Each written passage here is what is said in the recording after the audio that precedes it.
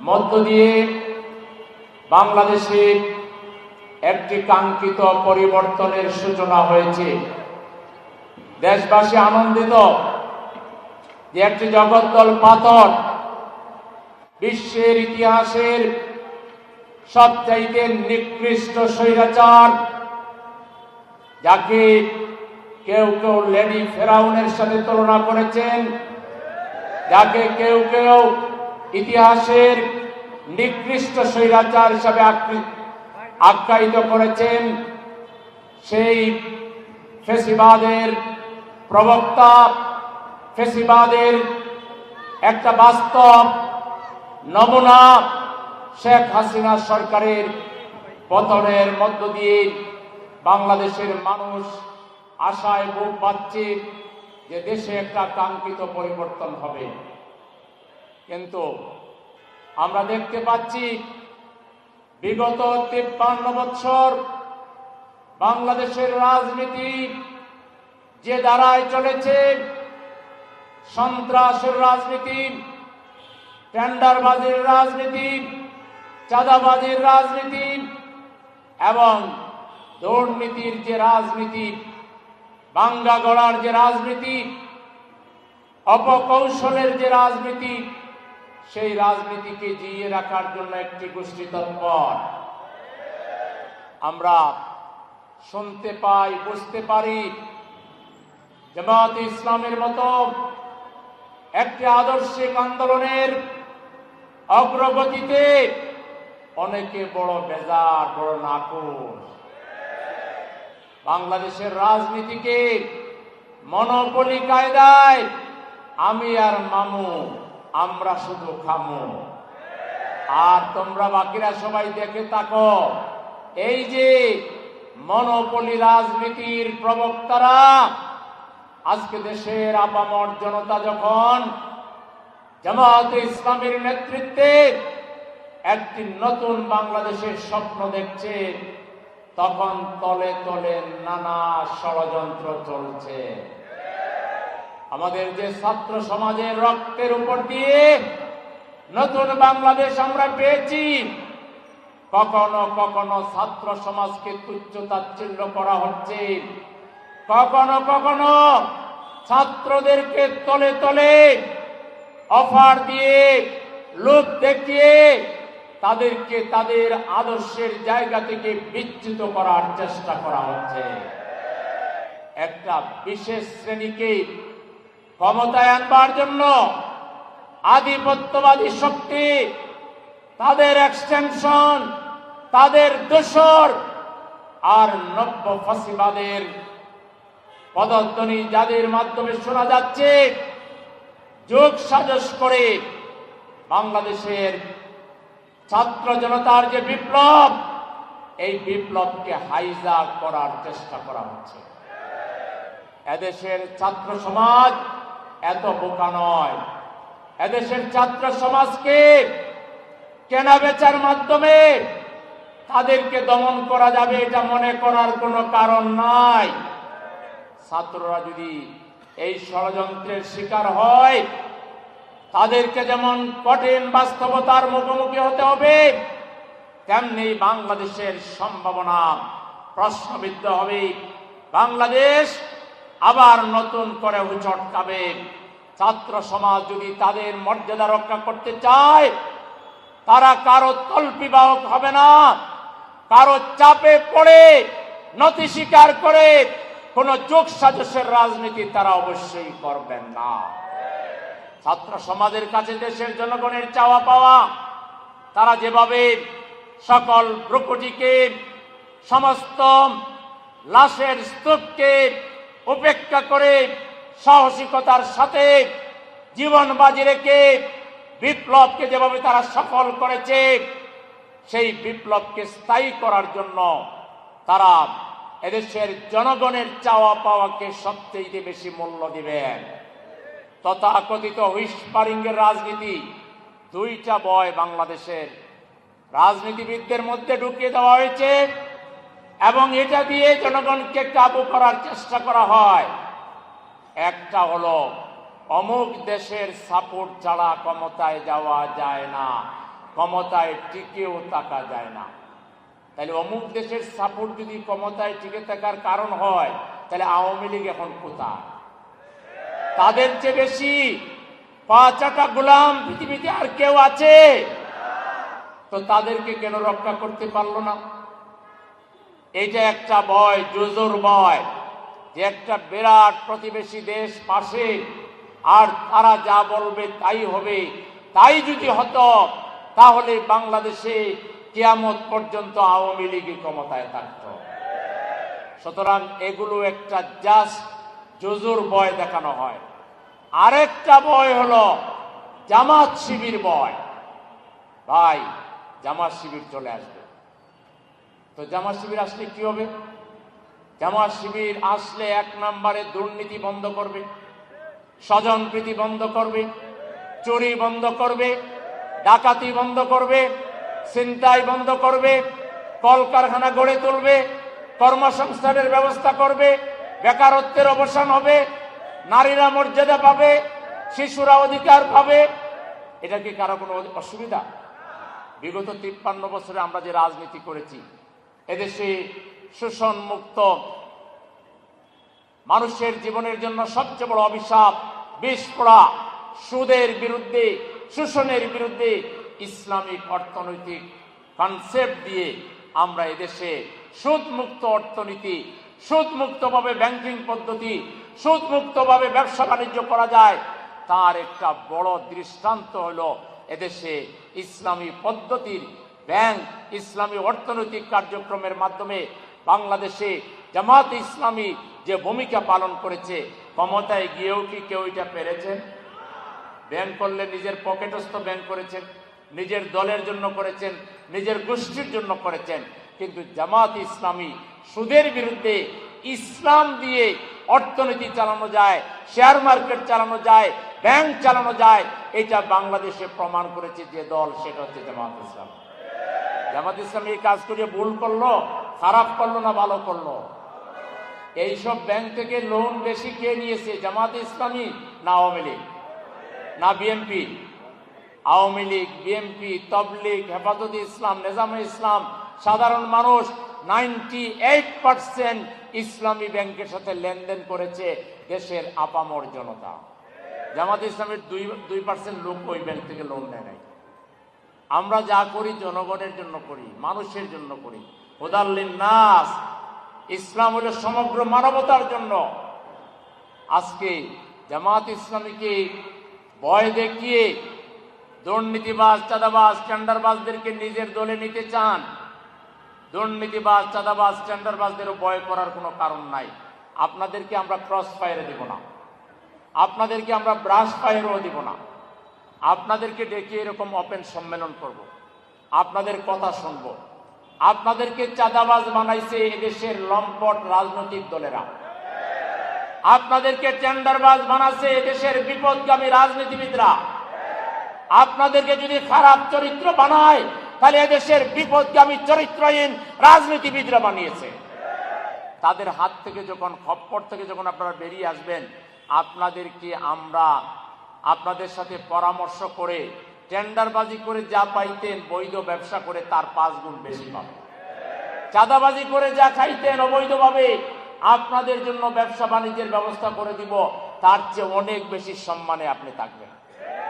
আমরা সব চাঁদাবাজ, টেন্ডারবাজ, দুর্নীতিবাজদের সম্মেলন ডাকবো, ডেকে তাদের সাথে পরামর্শ করব, একবেলা বিরিয়ানি খাওয়াবো।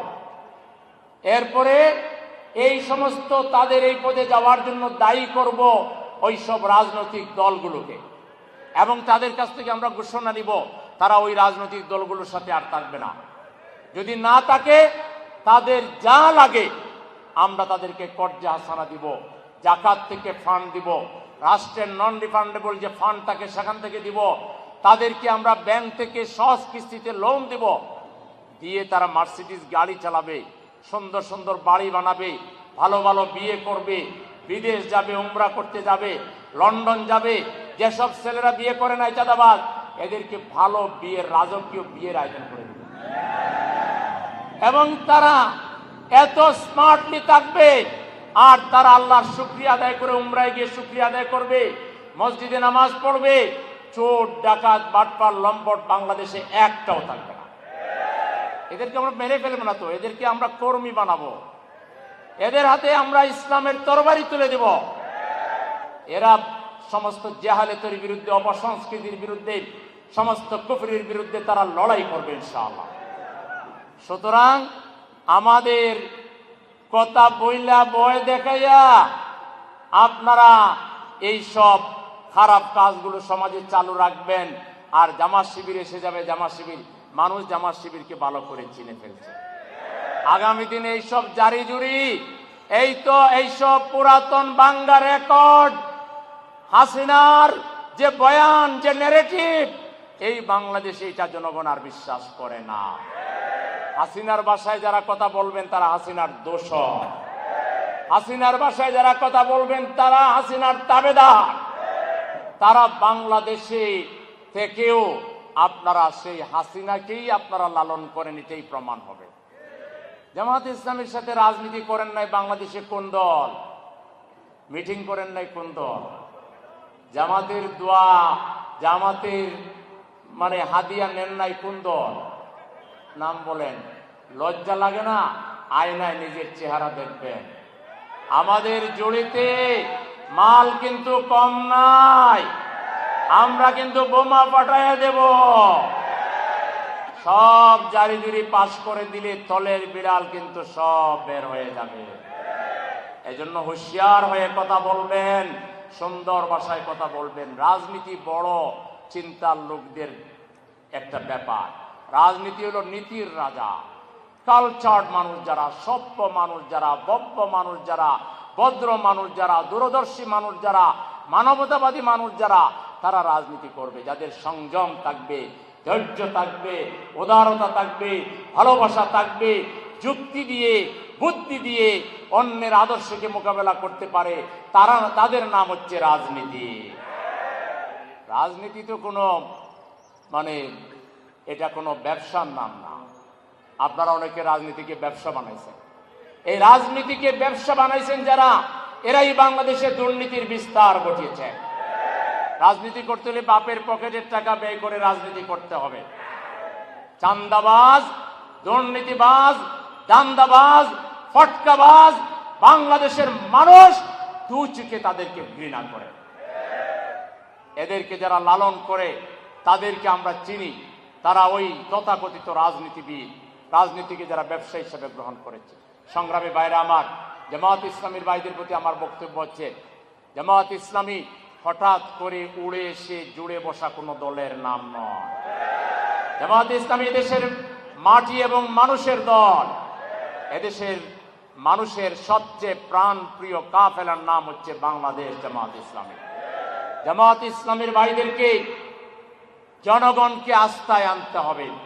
আপনাদেরকে জনগণের আস্থাভাজন হতে হবে। জামাত ইসলামীর এখন কাজ কি? আমাকে যদি প্রশ্ন করেন জামাত ইসলামীর 1 নম্বর কাজ কি, আমি বলবো জনগণের সাথে সংযোগ স্থাপন করা। জামাত ইসলামের 1 নম্বর কাজ কি? যেখানে যাকে পাওয়া যাবে সালাম দেওয়া, বুকে জড়িয়ে ধরা, কপালে চুমু দেওয়া। যদি রাস্তার ধুলি মাখা, ধুলি মলিন একটা মানুষ পাওয়া যায়, তাকে ধরে উঠাবেন, পারলে তার গায়ে একটা ভালো কাপড় দিয়ে দিবেন, তার কপালে একটা চুমু এঁকে তার কাছে দোয়া চাইবেন। তোমার এই যে ধুলি মাখা জীবন, এটি থাকবে না। জামাত ইসলামী ক্ষমতায় আসলে তোমাদের জন্য এমন ব্যবস্থা করবে, ধুলোমলিন কোনো মানুষ বাংলাদেশে থাকবে না। জামাত ইসলামের কাজ যদি এখন বলেন, আমি বলবো আপনারা এদেশের সম্মানিত আলেমদের কাছে যান, ওলামায়ে কেরামের কাছে যান, মসজিদের ইমামের কাছে যান, মুয়াজ্জিনের কাছে যান, খতিবের কাছে যান, মসজিদ কমিটির সভাপতির কাছে যান, সেক্রেটারির কাছে যান, কমিটির মেম্বারদের কাছে যান, বাজার কমিটির সদস্যদের কাছে যান, বাড়ি মালিক সমিতির সদস্যদের কাছে যান। আপনারা শ্রমিকের কাছে যান, যুবকের কাছে যান, ছাত্রদের কাছে যান, শ্রমিক ভাইয়ের কাছে যান, রিক্সা ড্রাইভার ভাইয়ের কাছে যান। আপনারা গিয়ে তাদেরকে একটু কথা বলেন, তাদেরকে একটু সালাম দেন, তাদেরকে আপনাদের পরিচয় তুলে ধরেন, তাদেরকে একটু আশাবাদী করেন। তাদেরকে বিগত 53 বছরে বাংলাদেশে জামাত ইসলামী যে জনকল্যাণমূলক কাজ করেছে, শিক্ষা প্রতিষ্ঠান করেছে, হাসপাতাল করেছে, মেডিকেল কলেজ করেছে। জামাত ইসলামী বাংলাদেশকে গড়ে তোলার জন্য বেসরকারিভাবে যে অবদান রেখেছে, সেই অবদানের কথা তাদেরকে শোনা।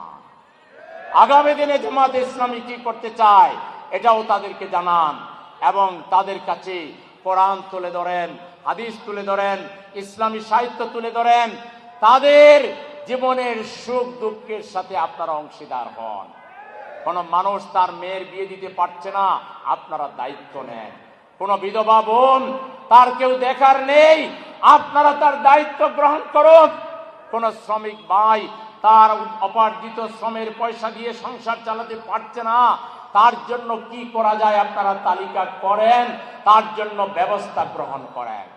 কোন মানুষ অ্যাক্সিডেন্ট করে তার সবকিছু সর্বস্ব হারিয়েও তার চিকিৎসার খরচ বহন করতে পারছে না, হাসপাতালে যান, এমডি কে বলেন, চেয়ারম্যানকে বলেন, ডাক্তার সাহেবের পায়ে ধরেন, ওই ভাইটির চিকিৎসার খরচ বিল কমানোর জন্য আপনারা একটু দায়িত্ব পালন করেন।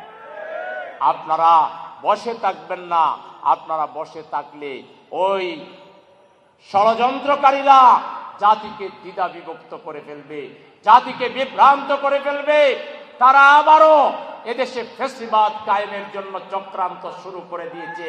এটাকে যদি রুখে দিতে হয়, জনগণের ঐক্য আমাদেরকে কায়েম করতে হবে।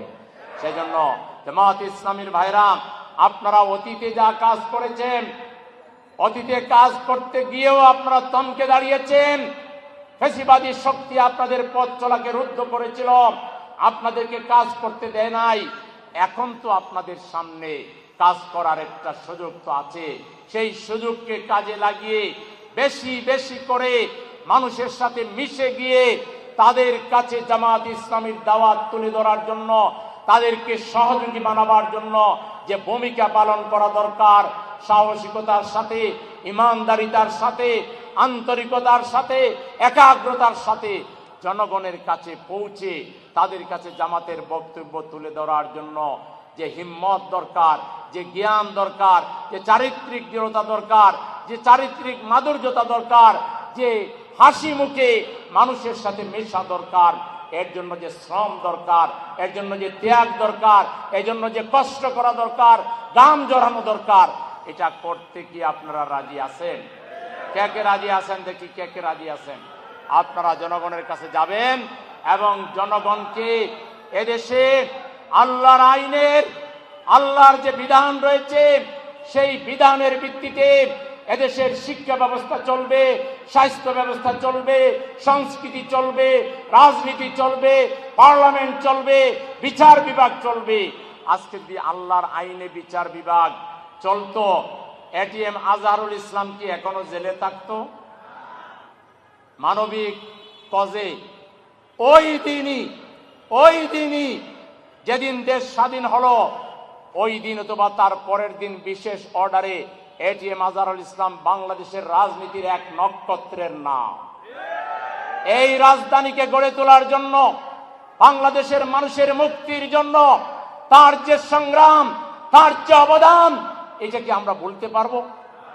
আজকে শুধু জামাত ইসলামী করেন এই অপরাধে তিনি এখনো রিলিজ পেলেন না।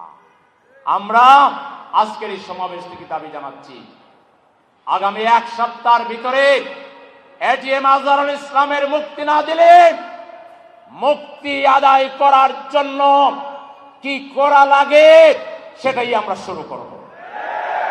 প্রয়োজনে রাজপথ অবরুদ্ধ করে আমরা প্রয়োজনে ঘেরাও দিব, যেখানে যেখানে ঘেরাও দেওয়া লাগে আমরা আমাদের নেতাকে মুক্ত করে আনবো ইনশাআল্লাহ।